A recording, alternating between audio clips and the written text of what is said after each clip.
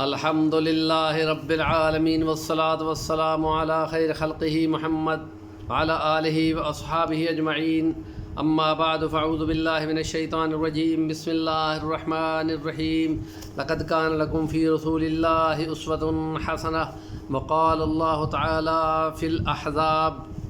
ان اللہ وملائکتہ یصلون علی النبی یا ایہا الذین آمنوا صلوا علیہ وسلموا تسلیما صدق اللہ العظیم رب اشرح لی صدری ویسر لی امری واحلل عقدۃ من لسانی یفقہوا قولی۔ سیرت النبی صلی اللہ علیہ وسلم اور فضائل درود شریف کی بحث چل رہی ہے۔ 4 ولاگ ہو چکے ہیں، آج 5واں ولاگ ہے،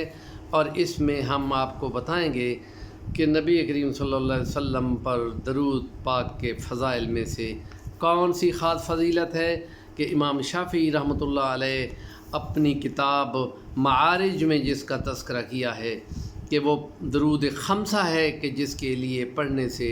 ان کی اللہ پاک نے کشف کے ذریعے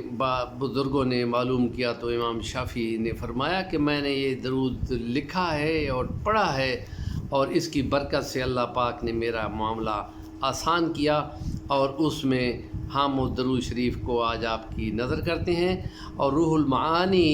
جو تفسیر ہے، اللوسی بغدادی رحمۃ اللہ علیہ فرماتے ہیں کہ جتنے انبیاء گزرے ہیں ان میں سے کسی نبی کے لیے خدا نے درود و سلام نہیں کہا۔ ان اللہ و ملائکتہ یصلون علی النبی یا ایھا الذین آمنوا صلوا علیہ وسلموا تسلیما۔ سورۃ الاحزاب کی 56 نمبر آیت یہ کہہ رہی ہے کہ یہ صرف اس امت کی جو فائنل آخری امت ہے اور آخری نبی ہے، اور اس کے بعد قیامت ہے، اور سب سے آخر آنے والا نبی سب سے پہلے جس کا حساب ہوگا، اور نبی فرماتے ہیں سب سے پہلے میں جنت میں جاؤں گا، اور سے میرے ارد گرد غریب غربا کی بہت بڑی تعداد ہوگی، اور حوض کوثر پہ حضور فرماتے ہیں میں وہ میرے زیادہ قریب ہوگا جو مجھ پہ زیادہ درود پڑتا ہے۔ تو آپ نے یہ درود خمسہ امام شافعی نے فرمائے ہیں، وہ ذرا سنیں اور ان کو یاد کر لیں کہ اس سے 100 مشکلیں اور حاجتیں پڑھنے سے